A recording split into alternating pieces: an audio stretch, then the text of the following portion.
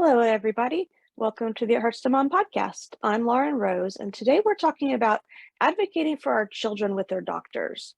Our guest is Colleen Faul, a stay-at-home wife and mom of two kids, one who's special needs, and the author of the book, God's Precious Gift, A Special Needs Child.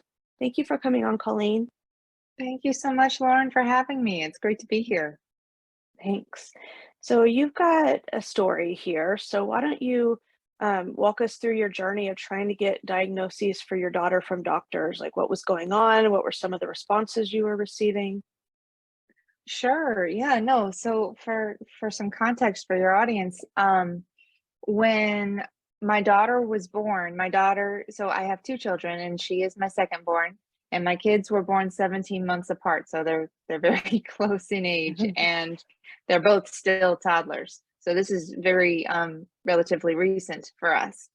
And when my daughter Grace was born, we thought she was a typical healthy baby. We didn't know that there was anything amiss with her in the beginning. And she seems to develop like a normal child for the first couple of months. But then once she started to get somewhere around 3 months old, she wasn't quite reaching the milestones that a typical 3-month-old would reach. And we specifically noticed her eyes were not really developing. She wasn't making eye contact. She wasn't really focusing on anything. And that actually didn't concern me very much, in the sense that it wasn't a big blow to my ego or my heart that my child had eye issues. I wear contacts. My husband wears glasses. My mom has a lazy eye. We've just got a lot of eye issues in the family. So I figured, it's in the genes. She'd probably need glasses when she gets older, and that's probably what that is. So it wasn't a huge surprise. It wasn't a huge concern. But I did take her to a pediatric ophthalmologist, and he looked at her eyes and he basically just told me that her eyes were slow to mature. And there were milestones that she wasn't reaching that we just kind of chalked up to her vision. Things like she's not reaching for things probably because she can't see them, things like that. Mhm. So so that was, we weren't super concerned at first. Even after seeing the ophthalmologist when she was 4 months old, another few weeks went by and we still weren't seeing any progress at all. And I was starting to get a little bit more concerned that this might be something more than just her eyes. And so I brought it up to her pediatrician whenever she had her checkup. And I said, I'm a little concerned about these milestones. I'm a little concerned about her eyes. Just to do our due diligence, can I have her seen by a neurologist to see if there's something else going on with her eyes? And I still just thought it was all about her eyes at this point. But I asked to see a neurologist, and her pediatrician humored me, and she said, I'm not super concerned really, but we can get her in to have her seen just to give you peace of mind. And so I was grateful for that. She told me that the hospital where we were at had a very backed up neurology department. It would probably take a really long time for her to be seen. So she said that she was going to refer my daughter to another hospital that was about an hour's drive away. And she said that there was a much more likely chance of her being seen sooner there. And I was like, okay, that sounds great. So but this other hospital did not really, it was not a very efficient hospital. And every time I called to try to get things rolling to get an appointment made, things just, they kept on giving me the runaround. This or that hadn't been filed correctly. You need this from the doctor, or this wasn't sent into insurance. It was like, just long story short, a month went by. And I had called many, many times to try to make an appointment, and they still hadn't even made an appointment yet after a month.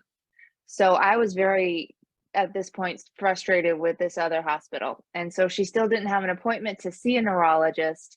And in the meantime, my daughter wasn't developing. She wasn't reaching even more milestones the older she got. She wasn't rolling over. She had stopped smiling, had stopped laughing, like she was actually regressing at this point. So I was getting a little bit more concerned and more frustrated with the hospital. And then finally, one day, Gracie started doing this new motion that she had never done before. She started, like, her arms would start off at her side, and then suddenly they would just shoot up, both arms at the same time, just shoot up above her head. And if you looked at her face, in, like, when she would do this, she herself seemed surprised by this and upset by it. And then 10 seconds later, she would do it again, and her arms would shoot up again. And she would do this over and over and over again. And I'm looking at her and it's like, why are her arms going up over and over again? That's weird. She's never done that before. I don't know what it is, but it doesn't look right. And I showed it to my husband when she was doing it for him, and he didn't seem really too concerned about it at all. He was like, "Oh, she's probably just being weird. I don't know." He kind of just shrugged it off. And then I took her next door and my parents happened to live next door to us. So my mom and my dad live there. And I took her next door to see my parents. And she started doing these arm motions again. And I showed it to my mom. And my mom looked at her and was like, "Something's very wrong here. Your daughter should not be doing this. This isn't right. This isn't normal. Something's wrong." And I think I just needed that one other person to kind of agree with me. And so I grabbed Gracie, I grabbed my husband, and we went to the ER. Like, we sped to the ER right away. We were there, and we ended up staying there for like 5 hours. They took a chest x-ray and they did a blood panel, and they came back and they told us that she was being fussy. And they said, "We couldn't find anything on the x-ray, nothing in the blood.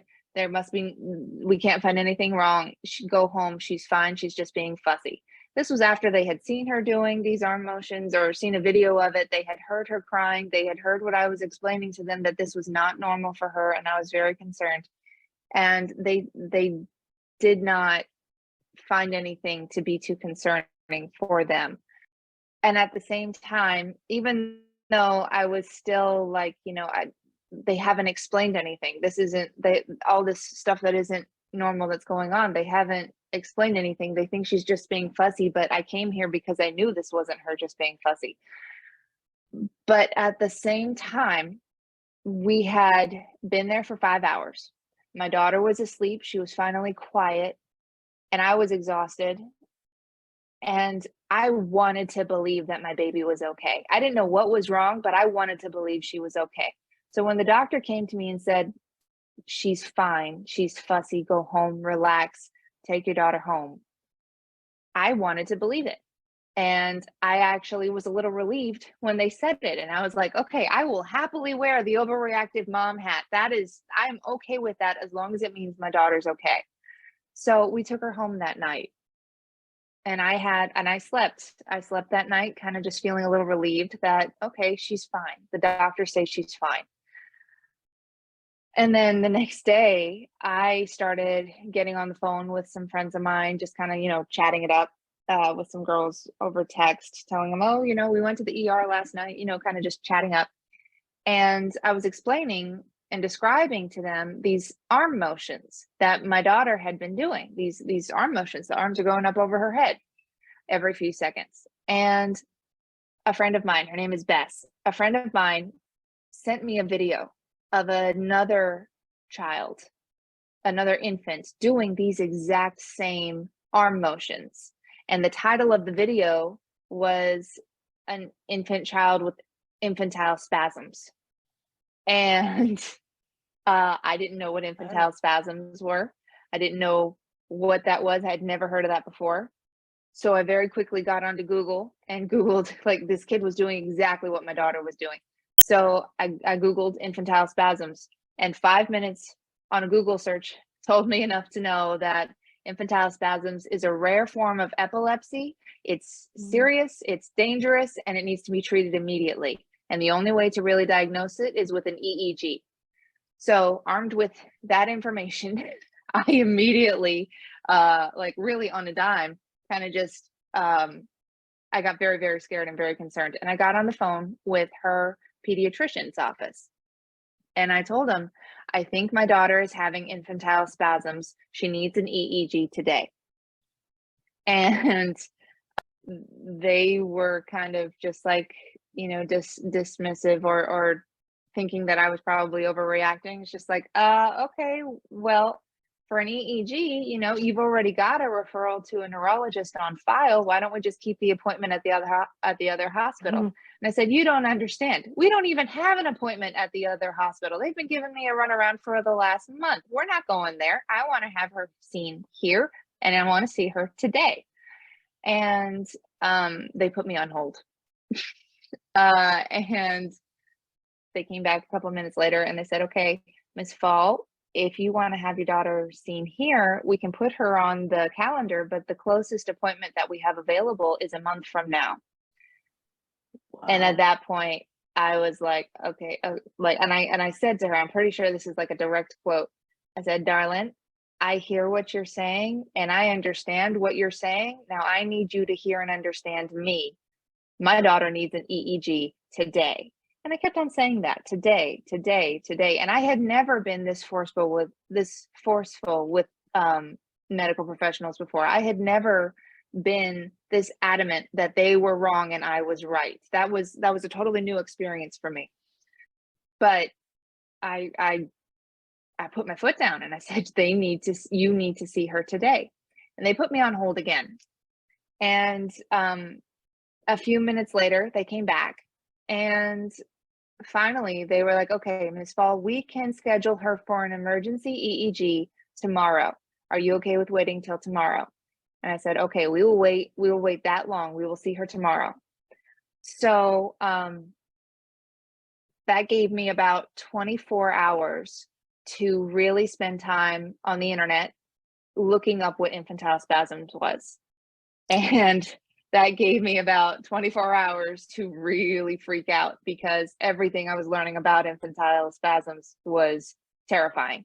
And for those in your audience who are not familiar with it, it's a very rare form of epilepsy found in young children where basically your child is having hundreds of seizures a day and they're happening in clusters and they're happening seconds apart.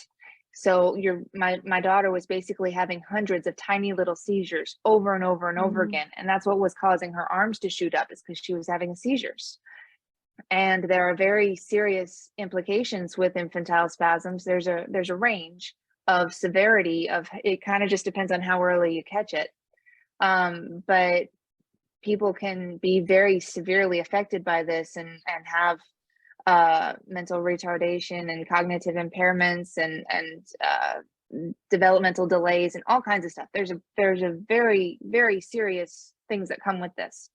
So I was terrified. So we went into the hospital for her appointment for her EEG. And I don't know if you've ever had an EEG before, if you know what that is, but it's like they have to put all of these wires on Gracie's head in order to measure her brain waves. And she was not having it. She was not happy about having these wires put on her head. It was not fun. So my job was to hold her still as I could so that she would fall asleep. And I'm basically holding her still and I'm basically immobilized on this hospital bed in this room. And it's just me and Gracie in my arms and this EEG technician. And finally, they turned the machine on. And within 90 seconds of the machine turning on, the technician is looking at the screen and then she gets on her phone and starts texting like crazy. And I find out later that she's texting the actual neurologist who wasn't there. He was somewhere else in the hospital, but she starts texting him like crazy. And I could tell that she's there. The energy in the room has changed. Something is going on. And I ask her, is everything okay? And she puts her phone down and she looks at me and she says, I am not supposed to tell you this because I am not a neurologist and I am not qualified to make a diagnosis. But I know that if that was my daughter laying down there in that bed, I would want to know, your daughter has infantile spasms. And I just like up until this moment, I had been praying like crazy, just God, let me be wrong. I want to be wrong. I'm okay with being the overreactive mom, but let me be wrong about this. Let my daughter be okay. And then when she told me she has infantile spasms, I just felt like this big boulder had just fallen right on top of me. And I Mhm. just start crying there on the bed while still trying to, stay still and not wake Gracie up. Um, but so that was how it started, was how we first found out. And they admitted us immediately to the ER again, and we ended up staying for 3 days and 2 nights at the hospital. And it was a roller coaster ride. They did like 100 tests on her, all kinds of different tests, one of which was an MRI of her brain. And it was in examining the results of this brain MRI that she or the neurologist came back to us and said that we don't think it's just infantile spasms. We think she also has another condition called tuberous sclerosis complex. And again, because her brain does not look typical. And I didn't know what any of that meant. I had never heard of tuberous sclerosis complex. I didn't know what not typical meant. I didn't know what any of that implied. So again, I got onto Google and just started looking everything up. And it was even more scary than the infantile spasms. Mhm. So tuberous sclerosis complex, again, for people who don't know, and it's very understandable that you wouldn't know because this is so rare. But tuberous sclerosis complex is a genetic disorder that is found in about 1 in every 10,000 children. And what it is there's a mutation on the TSC gene in her DNA, and that gene is responsible for regulating cellular growth throughout the body. And with the mutation on it, it's malfunctioning. So what ends up happening is your body ends up developing all of these random growths of extra cells, which take the form of benign, non-cancerous tubers all over her body, and on her skin, in her brain, on all of her vital organs, in her eyes. They could show up pretty much anywhere. And the tubers themselves are non-cancerous, so they're not dangerous in and of themselves, but depending on where they decide to show up and how big they grow and how many there are, they can have very serious complications, health complications. And it's your whole life. It doesn't stop. And there's a very broad range of severity in patients with tuberous sclerosis as well. So there are people who are very mildly affected, but there are people who are very, very seriously affected with cognitive impairment, developmental delays, physical physical challenges, and just all kinds of very, very serious complications that come with it. So all that is scary, and even the medicines that Gracie needs to take in order to get these seizures under control are scary because they had come with side effects. I mean, there was the medicine we ended up taking has a side effect of possibly messing with her peripheral vision. So it was, and among other things. And so it was all just terrifying. It was just like, that's my baby. She's she turned 6 months old in the hospital. So my little 6-month-old girl, she's this infant, she's this little innocent, precious little girl, helpless little girl. And there's all this stuff happening to her. And my heart just broke, that's our world changed in an instant. So yeah, that is how our journey began. my very long-winded answer to your question of that's how our journey began. That's how our story began, with how we found out that Gracie had a rare genetic disorder. And that was a little bit over a year ago now. So yeah, that's our story. That's the beginning of our story. Yeah, that's exactly what I wanted to know. And I was shocked when you were talking about going to the ER and Mhm. they did an EKG, but I was thinking, why aren't they doing some kind of imaging of her brain? Or something like that. That's the first thing that came to my mind, and they just said she was Mhm. fussy and sent you home. That's Yeah. Oh, shocking. looking back on it, I get so mad looking back on it. No one suggested, and that it could be neurological. No one even explored that avenue. They just took a blood panel and a chest X-ray, and they thought that that was them doing their due diligence. I mean, looking back on it now, I'm very upset about it. But Mhm. at the time, I wanted to believe it. So, and I didn't know what else that they needed. I didn't know what other tests would help or what they Sure. needed to be looking at. I was in a place of ignorance. But yeah, no, it was very upsetting. Sure, and maybe What I only know that happened. because my dad had seizures, so I know that he had a Mm, lot of imaging and things and tests run on his brain, and he had, full-blown seizures, grand mal seizures, but he also had some of the smaller ones where it was just like a jerking of the body, kinda like you were talking about. mhm, So when you were on the phone with that lady telling her at the doctor's office that your daughter needed an EEG today, and you were mhm. just repeating, it sounds like you were very calm about it. Were you Yeah. feeling a sense of like freaking out inside but staying calm on the outside, or just like did this calm come over you like I'm getting what I need no matter before I get off this phone? I think it was the latter. I think I had, mm, um, this sense of mission of, "Okay, this is happening, and I don't care what I need to do to make it happen, but my daughter needs an EEG." And, I think eventually they started picking up on that, and I literally told them at one point, like, "I'm not getting off this phone until she has an EEG scheduled for today." Like, I told them that straight up. And I was outwardly very calm. Like I'm not the type of person to, yell at somebody or curse somebody out over the phone. Right. That's just not me. So I was very calm, but I was also very, very firm with, like, what you are coming back at me with is not good enough. She needs an EEG today. And I found that that was that it served me well. It served me well. And I was on a mission. Like I had enough evidence to satisfy my own understanding that my daughter was in trouble and she needed help. And once that qualifier was met, she's in trouble, she needs help, and I need to make this happen. Um, I think Mama Bear just took over, and and I just I was just like, okay, this is whatever needs to be done is I'm gonna do it.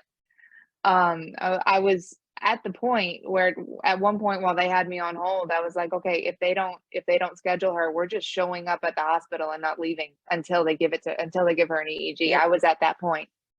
It didn't come to that, but I was that determined. I was that ready to do whatever needed to be done. Yeah, it was very. I have never been in up until that point in my life.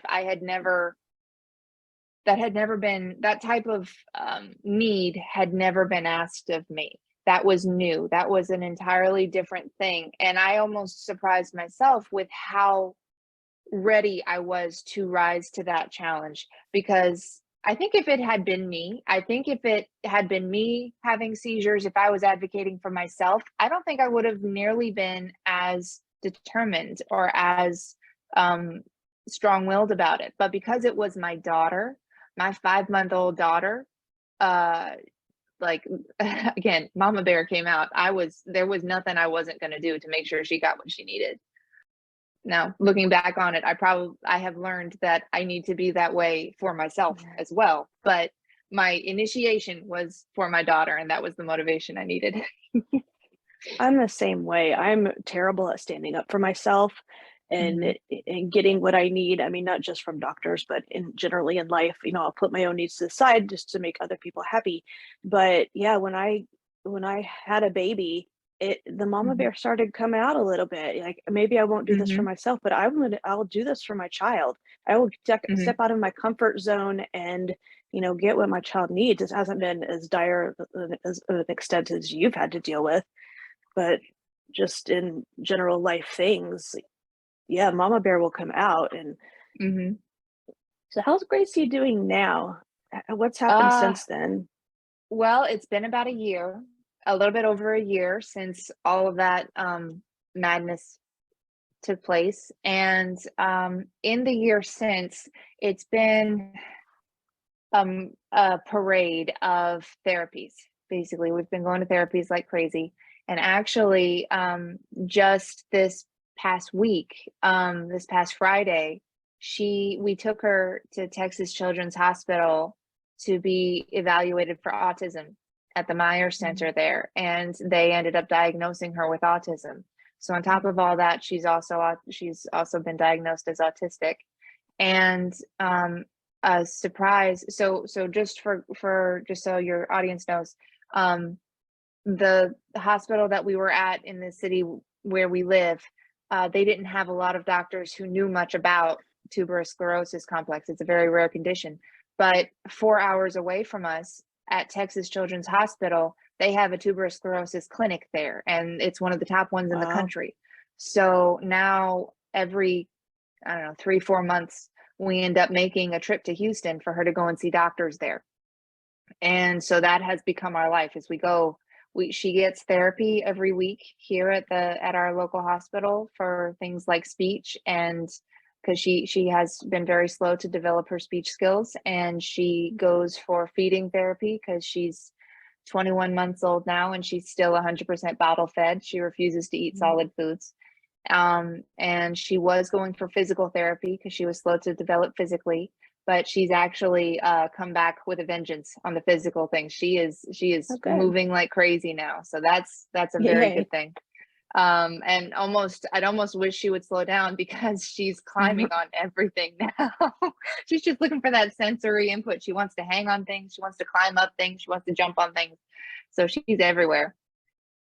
So, and she's also going for, or she's having people come to her through early steps. So we take her once a week for therapy, and then people come 2 other times a week to give her therapy in our home through our early steps program.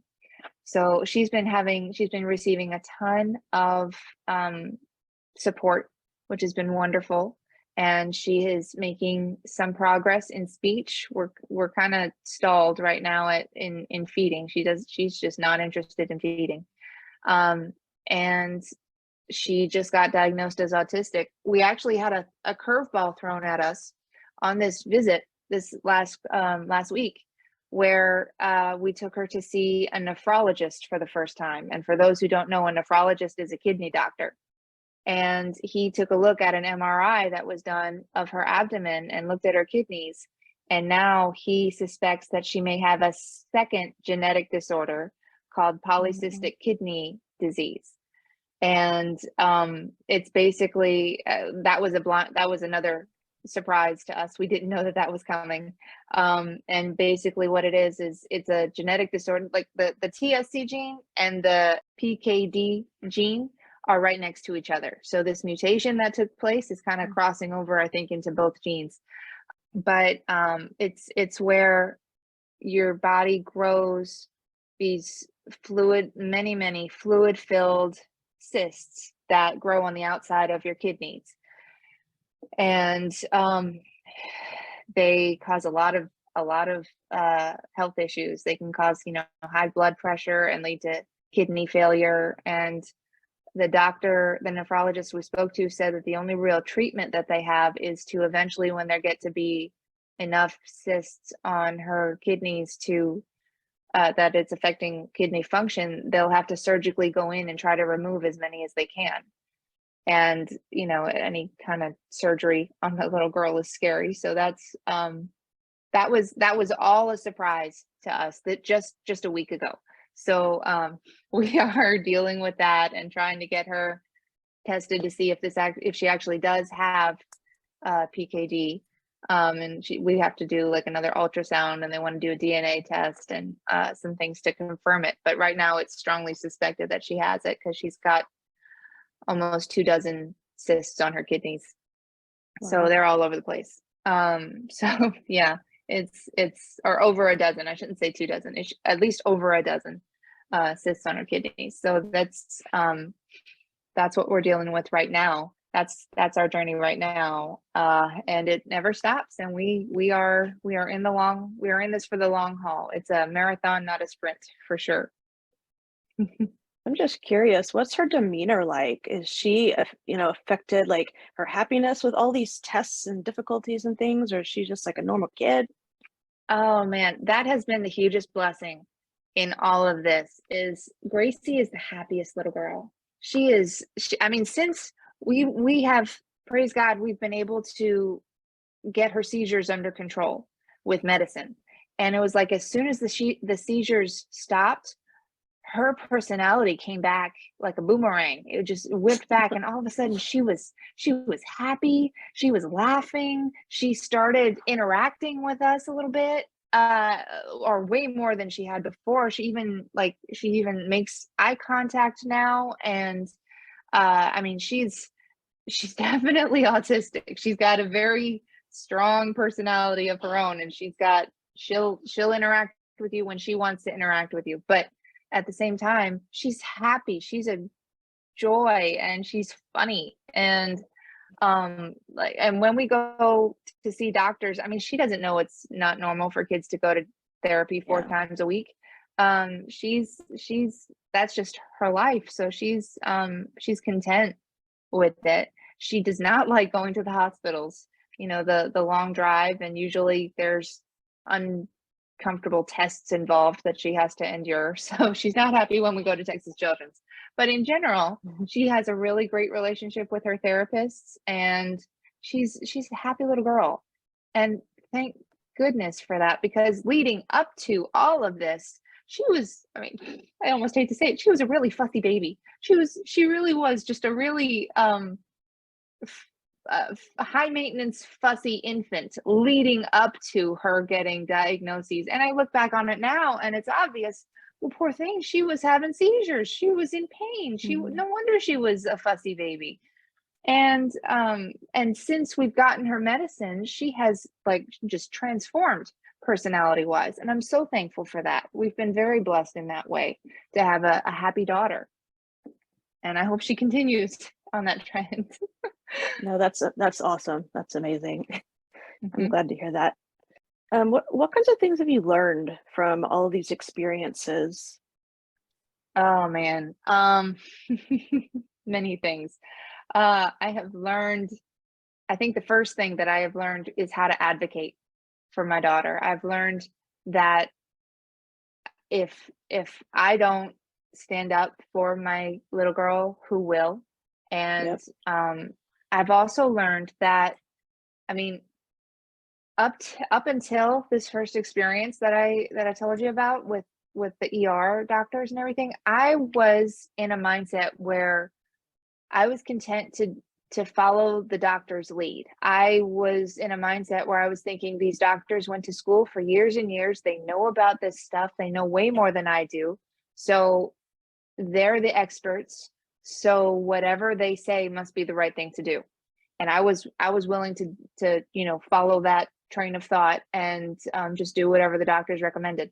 And I kind of took their word as gospel, kind of thing. Mhm. And I have learned that that is not the case. uh, they are people. Doctors are people, and people miss things. They make mistakes. Not that they're bad people, but and I'm sure they're all trying their best, but they miss things.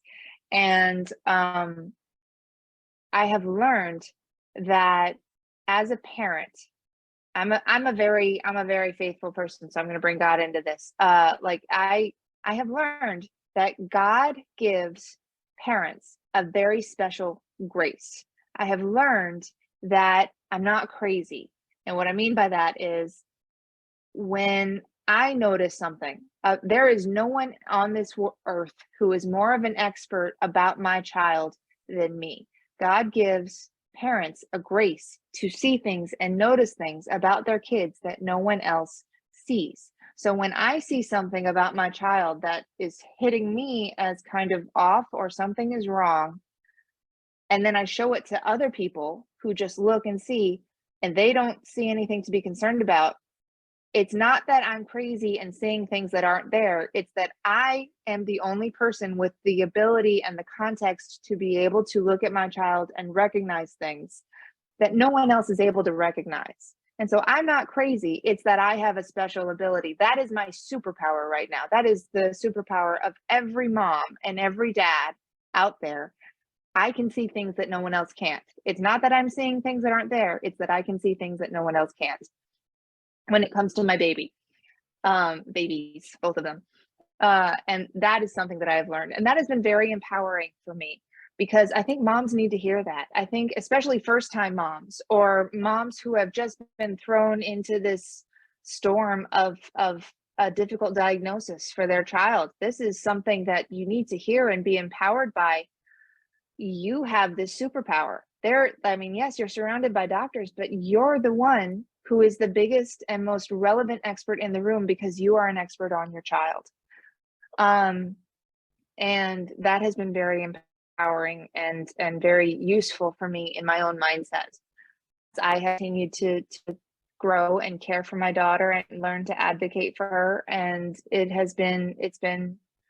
that's something I learned early on. And I'm very glad that I learned it early on, because if I hadn't, my daughter would have suffered, and possibly suffered, even more developmental or brain damage, for lack of a better word. If I had been content to say, okay, we'll wait the month, we'll wait until this other hospital gets us an appointment, we will wait the extra month to be able to get seen. If I had been compliant enough to wait for that, that would have been at least another month of my daughter having these seizures every day. And who knows what damage would have been done to her in that time. So I've definitely learned that I'm not crazy, that I have a superpower to watch my kids and to recognize what is and is not right with them. So yes, I've learned that. Yeah, and I think that's so important, and you're right, especially for first-time moms, that nobody is gonna know your kiddo better than you. Mm-hmm. I don't Mm-hmm. I don't care if they've got an MD, after their name. You're Mm-hmm. you birthed them, spent 9 months with them in your womb. You're with them, a lot. Something, and you see things, and you know what's normal and what's not. And I haven't had quite the experiences that you have, but I've had one of my daughter's doctors, she's 10, who basically just gave us a diagnosis and blew her off. Had another set of doctors. I kept seeing PAs, and I would fire them basically because I wasn't being listened to. And like, they gave her a diagnosis, and I looked it up, and I came back the next time and I said, that's not what it is. It- and so I finally got an explanation from the third PA that I talked to, that, oh, well, yes, this major component of being irritable all day, which my daughter is not, doesn't apply to her, but there's not a better bucket to throw her mood disorder in than this one. And the primary component is she's irritable all day, but my child's not. My child's happy and funny and silly and goofy, 99% of the time. And so, I mean, I've fought that one for a while. And even with speech, on my husband's side of the family, there's a lot of speech delays. And when she was in kindergarten, my husband actually asked the teacher about her speech, and the teacher said, "Oh, well, she'll develop it." And then a year later, her first grade teacher's going, "Why isn't she in speech?" And we're like, "Well, we asked, and we were told it's just a developmental thing. She'll, get better." And she didn't. So she fell behind a year in speech, and that was frustrating. It's just nobody's going to know our babies better than us. And I don't care if they're a baby or if they're 17 years old. Yeah. We know They never we stop know our being a baby. children. Exactly. Like, we know what's normal and what's not. And the thing you kind of just described, it goes hand in hand with this, is that the other thing that I learned is that I'm the one in charge. How I described earlier, feeling like the doctors are the ones who went to school, they know more, so we should do what they say. But that's not true. I'm the one in charge. That is my daughter, and I am responsible for her care. The doctors are there to advise and to analyze to the best of their abilities, but ultimately the care for that child is on me. And I have every right to say, no, I don't agree with that approach. I don't think that you're right about that. I want you to look more into that. Or if you won't, I have the right to say, I will seek a second opinion. I will seek another doctor who if you're not willing to put in the work to take care, to give my daughter the attention and treatment that she needs, I will go to someone else who can. And that is the best way that I can serve my daughter. And that is the best way that I can be the best mom that I can be. And I have every right to do that. I am not stepping on anyone's toes. I'm not stepping out of line to do that. That is my job. And I it took my daughter getting us having these extreme medical conditions for me to ever really learn that. I didn't understand that leading up to this experience. It came very quickly out of necessity, but I'm so glad that I learned it. And since all this has happened, I have had the privilege of coming into contact with other families, other parents of children with special needs, especially other ones who have just recently also gone through a very similar experiences. Their kids are just getting diagnosed with these serious conditions. And I've been really surprised to encounter these, especially moms, these other moms who feel very timid to do this, who feel very unprepared or unworthy, or just it's not their personality type. They don't feel like they don't feel well equipped to be aggressive for their child, to advocate aggressively for their child. And they don't feel like they are up to the task of being the expert in the room when it comes to their child, even though they are, even though they have every right to be, even though that is their job, and they have the expert and they have the gut feelings. They feel it, they know it, things are not sitting right with them, but they don't have the courage to speak up. And I have certainly encouraged these moms to speak up for their children, because if you don't, then no one will. And it's kind of just developed into this, as a result of my book, a very grassroots mentorship that I have kind of developed that is now available through my website for parents of children who are just getting diagnosed, to just mentor them through that process, because it's a roller coaster. And it's not a service or anything that I pay for. It's just me as a mom wanting to be there for another mom or dad who's going through the same thing that I went through, because I feel very strongly that we need, we special needs parents need to stick together. And just like I've mentored them, and I have encouraged them, no, trust your gut. Trust your instinct. That's your superpower, and it is your job to speak up for your child, and try to really encourage them and feel and try to empower them, and let them know their own power and their own worth there. Sorry, I didn't mean to get on a soapbox. No, it's okay. Yeah, because that's so important. That is our job, and if we're not going to advocate for our child, nobody's going to. And plus, you're right. We are in charge, even in the sense that we're the ones paying for the service of a doctor. Yeah. So they are basically our customer. So if they're not going to meet our child's needs, then we need to look elsewhere. Exactly. So this is kind of a touchy question, but is there a way that you've decided that, like, when you are going to follow what the doctors are saying and recommending versus when you're going to trust your gut? Is it just a gut instinct kind of thing? I always trust my gut. That is something I've learned. I always trust my gut. And I have now, fortunately, been able to get my daughter in to be seen by people who are experts in her rare conditions. So there are people who are she's being seen by people who are knowledgeable about her specific condition and who do know what the best course of action is to medically care for her.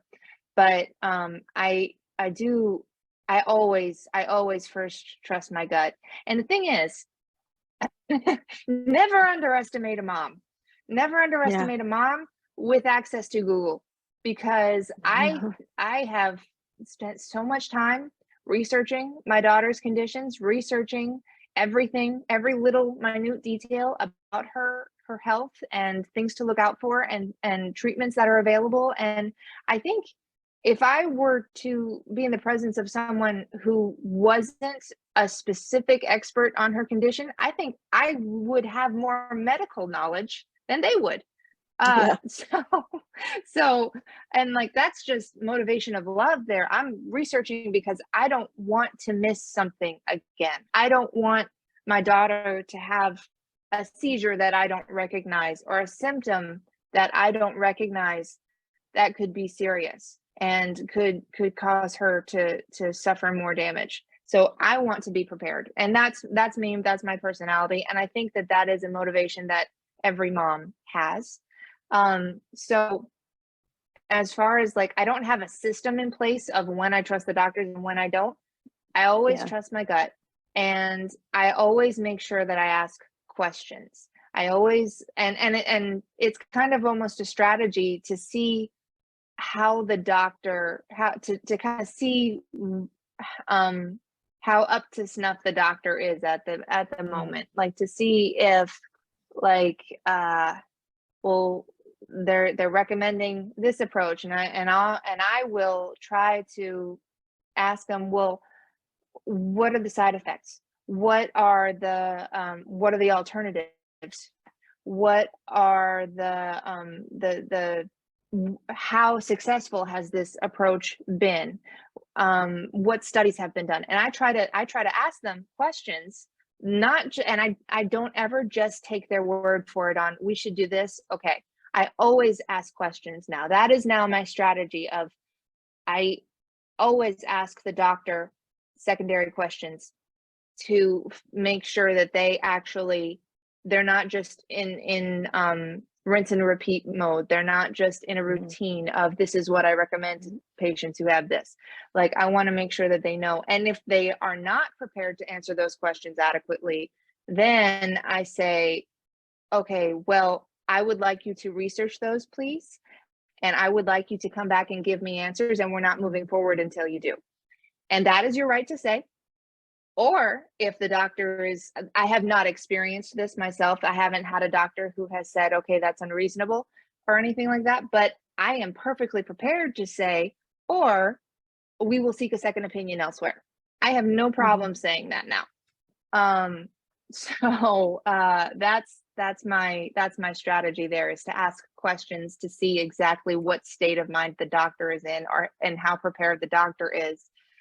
And if I do not feel satisfied by that, then to allow the doctor a chance to become more prepared and ready for me, knowing that I am going to be asking questions, knowing that I am not going to just accept their word as gospel, and that I am going to challenge them, and see how they come back and meet that challenge.